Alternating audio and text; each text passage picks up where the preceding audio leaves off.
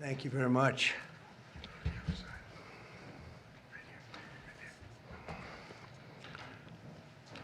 Thank you very much. This is a very big day for a lot of reasons, but this gentleman is a very unique man. This, I think I could say in the world of chips, certainly, but in the world pretty much of business, nobody's done what he's done. For those of you that are into that world, you would say, wow, he's a legend, but he is a legend, and it's an honor to be with you. Very great honor. Thank you very much. Mr. President. Thank you very much. Welcoming from TSMC, which is the biggest there is at a level that you can't even calculate, frankly. CC Wei to the White House for a very historic announcement. This is a tremendous thing for our country and hopefully for his company.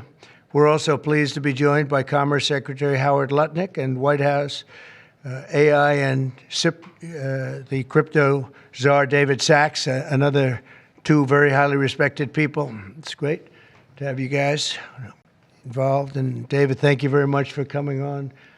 David is sort of the king of intellect in that world.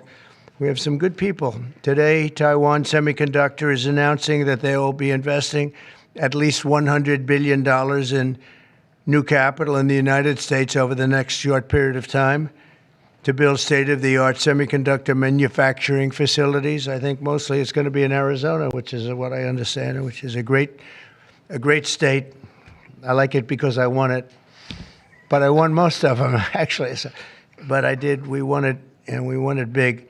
The most powerful AI chips in the world will be made right here in America, and it'll be a big percentage of the chips made by his company. But as you know, they're based mostly in Taiwan, and they're far and away the biggest. There's nobody even close. This $100 billion in new investment will go into building 5 cutting-edge fabrication facilities in the great state that we just discussed, Arizona, and will create thousands of jobs, many thousands of jobs, and they're high-paying jobs. In total, today's announcement brings Taiwan Semiconductor investments to about $165 billion they've started already.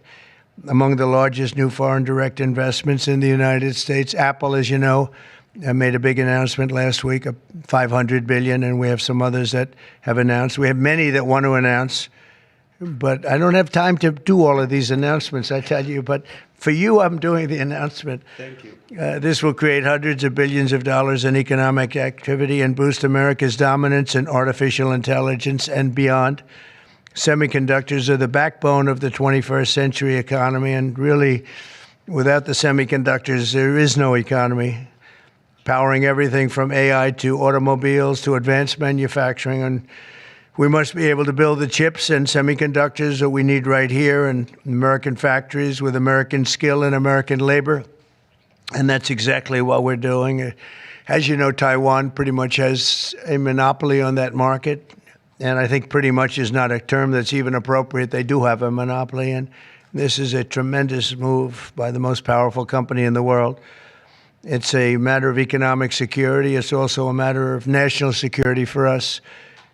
And at the same time, Mr. Wei will be able to diversify and have his a tremendous presence in another place, and a very safe place. And I want to thank Taiwan Semiconductor for doing the announcement. And I'd like to ask Mr. Wei to say a few words, if you might. And I'd also like to ask Howard and David, you can say a couple of words, but maybe you should go first, because right now he's the most important man in the room. I'm sorry, fellas. Please. Thank you very much. Thank you. Great honor. Mr. President. Thank you. I'm a little bit nervous, so I have to pull out my piece of paper. Mr. President, Secretary Lutnick, and David, I didn't know that your title. But, okay. First, I want to say thank you to Mr. President to give me this opportunity to announce our big project in the U.S. TSMC is the world's largest chip manufacturing funded by Dr. Morris Chang in 1987. It's now at the forefront of semiconductor technology, supporting AI advancement and industry growth. In fact, I would like to wind back the time that in 2020, we have to thank President Trump's vision and his support.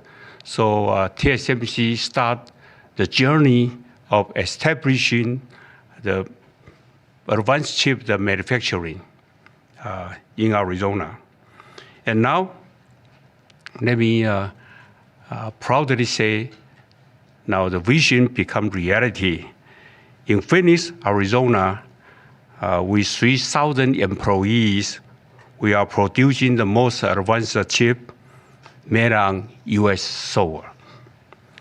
With the success of our first fab, so we are now very happy to announce we are going to invest additional $100 billion US in addition to our current $65 billion US investment in Arizona. We are going to build 3 more new fabs after we promised the 3 fabs already, and another 2 very advanced packaging fab, and most important, R&D center also in Arizona. For this, all the investment, $165 billion, is going to create thousands of the high-paid jobs, as the president just announced. And we are, most important, actually, we are going to produce many AI chips. We are going to produce many chips to support the AI progress and to support the smartphones progress. And again, with that, I want to thank President Trump again for his support. In addition, I also want to thank my customers in the U.S., such as Apple, NVIDIA, AMD, Qualcomm, Broadcom. They all support TSMC's manufacturing in the U.S. Without their support, we probably cannot make it through. So again, I want to thank them. Also, I'd like to thank the TSMC's employee. Without their effort, we just cannot make it today. That's all I want to say, and thank you. Thank you. That's good. Thank you very much. Howard, please, David. Sure. Thank you. So I'm thrilled to be here today because President Trump has made it a fundamental objective to bring semiconductor chip manufacturing home to America. Under the Biden administration, TSMC received a $6 billion grant, and that encouraged them to build $65 billion. So America gave TSMC 10% of the money to build here. And now you're seeing the power of Donald Trump's presidency, because TSMC, the greatest manufacturer of chips in the world, is coming to America with a $100 billion investment. And of course, that is backed by the fact that they can come here because they can avoid paying tariffs. So the idea is come to America, build greatness in America, build for the American customers, the Apple, NVIDIA, that whole list that Chairman Wei gave in order to bring production to America. So we're really, really excited. This continues the most incredible path you've ever seen in these first weeks and months of the Trump administration of incredible manufacturing coming to America. The keys that the president has called out are coming here. They're coming here in huge size because they want to be in the greatest market in the world, and they want to avoid the tariffs that if they're not here, they'd have to suffer. So I want to congratulate C.C. Wei for bringing in this incredible $100 billion investment, but it's on the shoulders of our President Donald Trump, which is why he's coming. So thank you. Thank you. David? Thank you, sir. Well, the products that TSMC makes are literally the most important products in the world. I mean, these advanced chips power everything. They power AI, they power your phone, they power your cars, and without them, the whole modern economy would stop, but they're not made in the United States. So for TSMC to move here is a huge, huge development, and we owe that to President Trump's leadership on the economy and Secretary Lutnick as well. And Cece, thank you for coming here. Thank you. Yeah. Thank you, Dan. So thank you very much. A big percentage of chips with this investment will be made now, a big percentage. Worldwide, we had very little, almost none. We used to have a lot with Intel, but we had very little. And we'll be at close to 40% of the market with this transaction and a couple of others that we're doing. That's a tremendous leap, like a leap that nobody would have really said was possible. So I just want to thank you all for being here. If you want a couple of questions, ideally on this subject, yes. Please. Number of jobs that will create. He said you're probably talking about 25,000 jobs, but it'll get bigger and bigger with time. Knowing this gentleman, it'll get bigger and bigger. There'll be no stopping him. Yeah, Brian, go ahead. In addition to the job, you talked about national security, and that's one thing I think a lot of Americans don't understand. Explain the national security aspect of this. Well, without the chips and semiconductors, nothing runs today. You can't buy a car without them. You can't get a radio, a television, nothing. You can't get anything. And we thought it was very important, obviously business-wise, but we thought even in terms of national security to have this large percentage of the chips, semiconductors, and other things that they make, the most important product. And not a product that you can really copy. It takes years and years. You know, on the needle of a pin is total genius. I mean, they can put things, something the size of the needle, the point of a pin, they put information that is just not even believable. So if you would see this, it's just really something. Yes, Brian? One aspect of that. Honda announced they're coming to Indiana because of the tariffs. Once again, that's right. Bringing additional jobs in manufacturing. You're going to comment on that as well. Well, Honda's coming, and I told you about Apple that they're going to be starting to build massively here, $500 billion. And we have many other companies going to be announced, but we had many that have already announced. And no, it's going to be great. It's looking really strong. I don't think this country has ever seen anything like we're seeing right now. Now, the tariffs, as you know, will start a week earlier than the reciprocal, which is going to be on a couple of weeks earlier. Reciprocal tariffs start on April 2nd. And I wanted to make it April 1st, but I didn't want to go April Fool's Day because that costs a lot of money, but that one day. But so we're going April 2nd. But very importantly, tomorrow tariffs 25% on Canada and 25% on Mexico, and that'll start. So they're going to have a tariff. So what they have to do is build their car plants, frankly, and other things in the United States, in which case they have no tariffs. In other words, you build, and this is exactly what Mr. Wei is doing, by building here. Otherwise, they'll build, if they did them in Taiwan to send them here, they'll have 25% or 30% or 50% or whatever the number may be someday. It'll go only up. But by doing it here, he has no tariff, so he's way ahead of the game. And I would just say this to people in Canada or Mexico, if they're going to build car plants, the people that are doing them are much better off building here because we have the market. We're the market where they sell the most. And so I think it's going to be very exciting for the automobile companies, very exciting for, I can think of any, as an example, North Carolina, they had the great, I used to go there to buy furniture for hotels, and it's been wiped out. That business all went to other countries. And now it's all going to come back into North Carolina, the furniture manufacturing business, please. Is the Ukraine minerals deal now dead, or can it be revived? Well, I'll let you know. We're making a speech. You probably heard about it tomorrow night, so I'll let you know tomorrow night. But no, I don't think so. I think it's a great deal for us because, Biden very, very foolishly, stupidly, frankly, gave $300 billion and $350 billion more accurately to a country to fight and to try and do things. And you know what happened? We get nothing. We get nothing. Just gave it.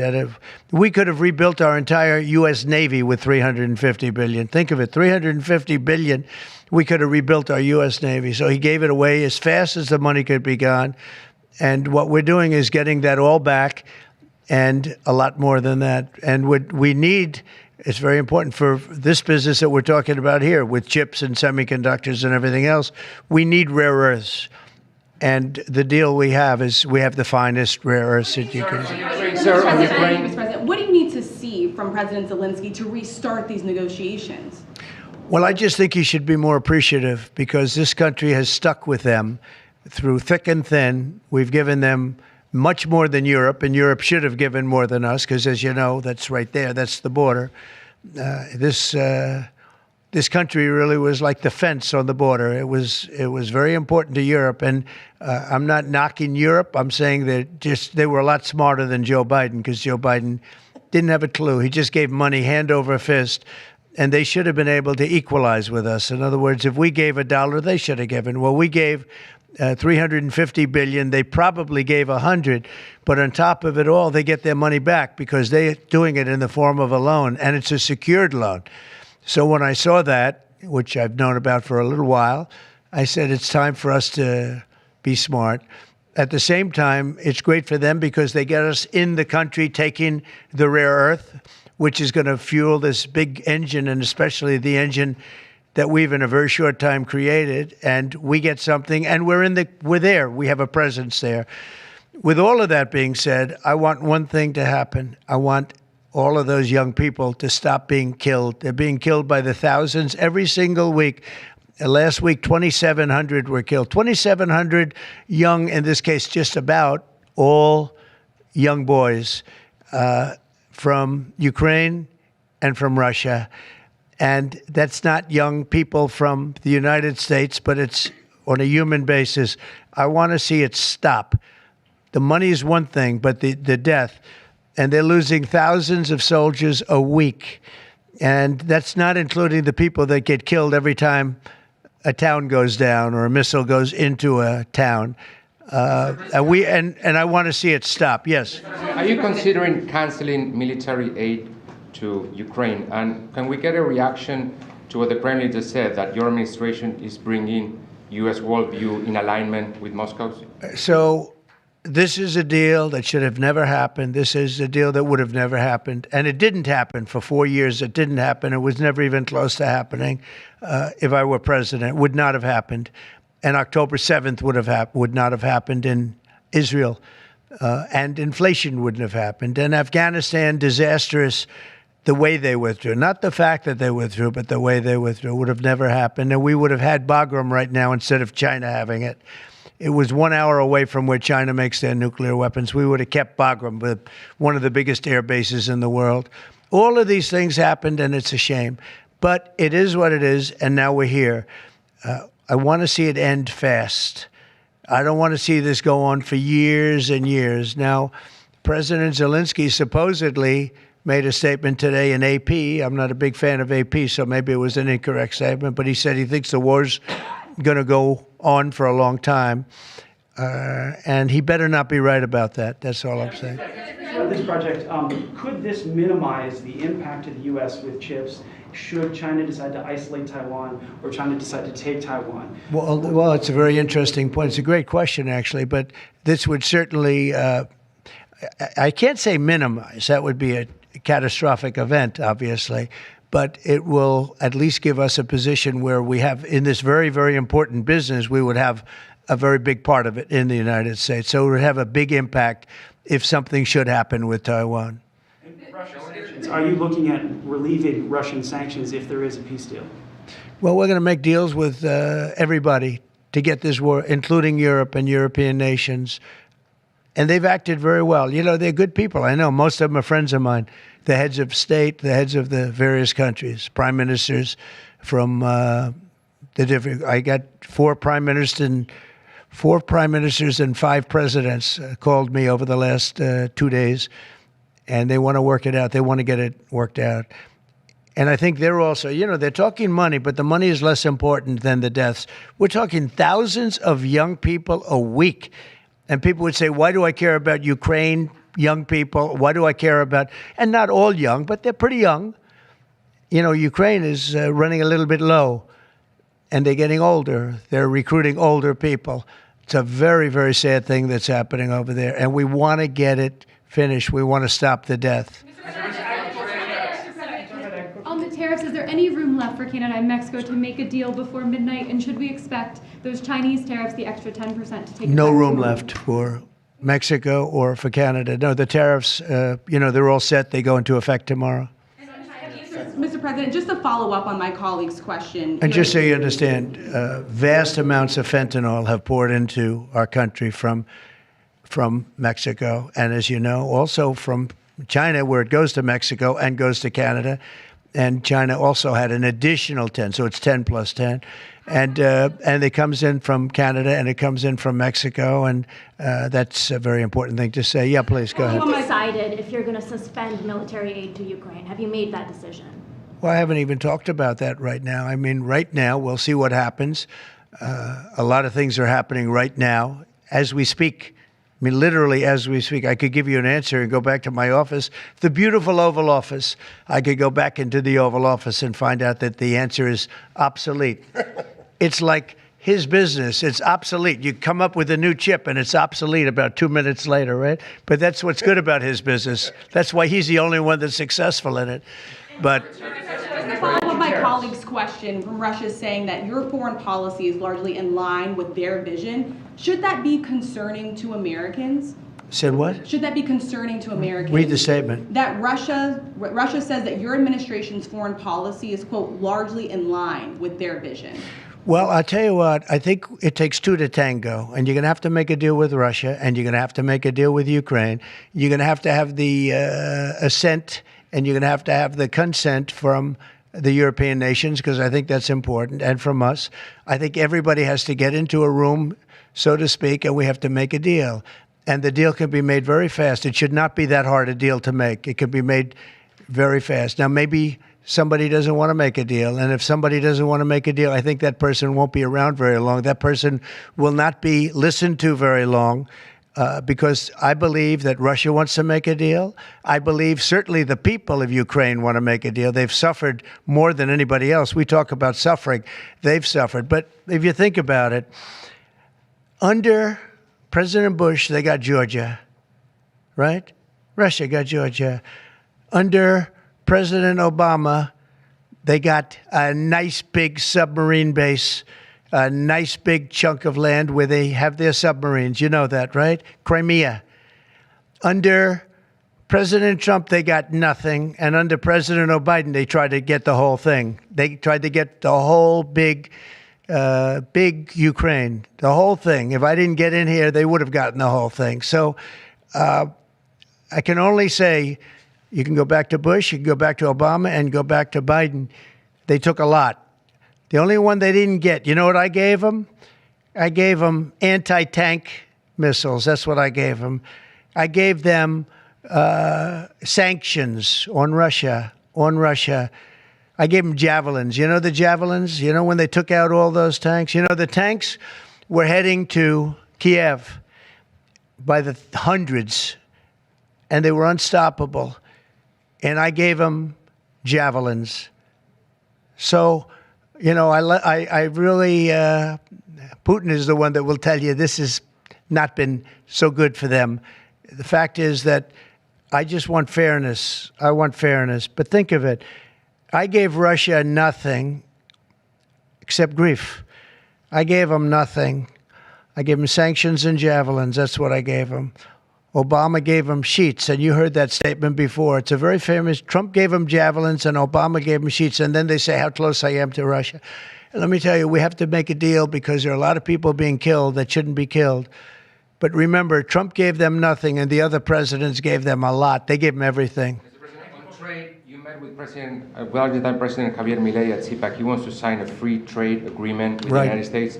Is that something that you would consider even with Argentina? I'll consider anything. And Argentina, I think he's great, by the way. I think he's a great leader. He's doing a great job. He's doing a fantastic job. Brought it back from oblivion. Yeah, we'll look at things. We're looking at the UK with things. It doesn't have to be tariffs, but tariffs are easy. They're fast, they're efficient, and they bring fairness. For instance, when people kill their dollar, their equivalent of the dollar, whether it's the won or the yen in Japan or the won in China, when they drop them down, that puts us at a very unfair disadvantage. So all I have to do is say, Howard, we're going to have to raise the tariffs a little bit, because I've called President Xi, I've called the leaders of Japan to say you can't continue to reduce and break down your currency. You can't do it because it's unfair to us. It's very hard for us to make tractors, Caterpillar, here when Japan, China, and other places are killing their currency, meaning driving it down. So all of these things add up.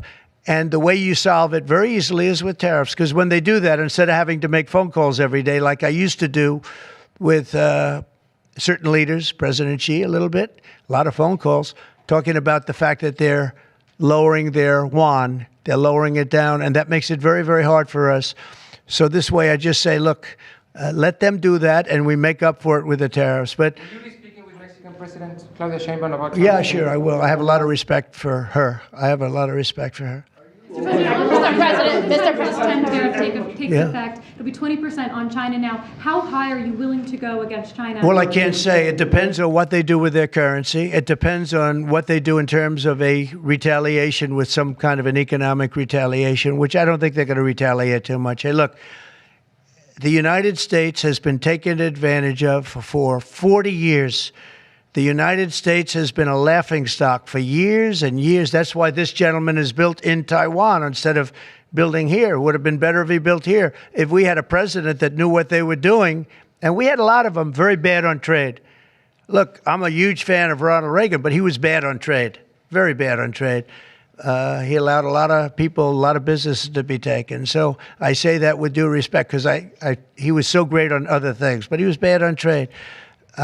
We are setting records right now, records like nobody has ever seen before. When you have companies like this coming in, and almost 40% of their company in one signature is going to be devoted to what he does, which is one of the most important businesses in the world. That's an unbelievable thing.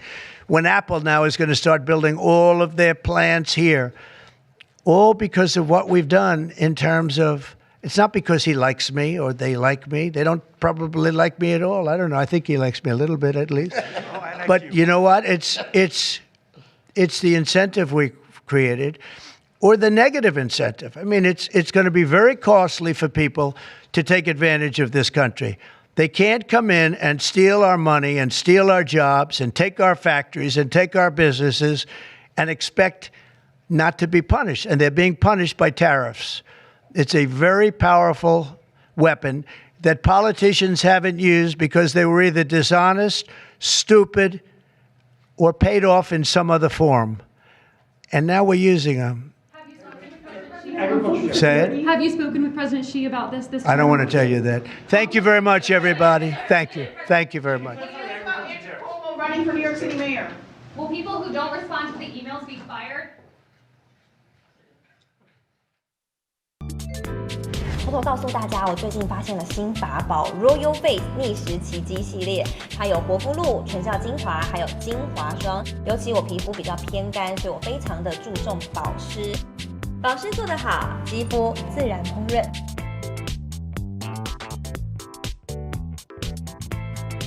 提亮肤色更年轻，抚平皱纹超有感，而且气色变好。 用心保养，每天都更美一点。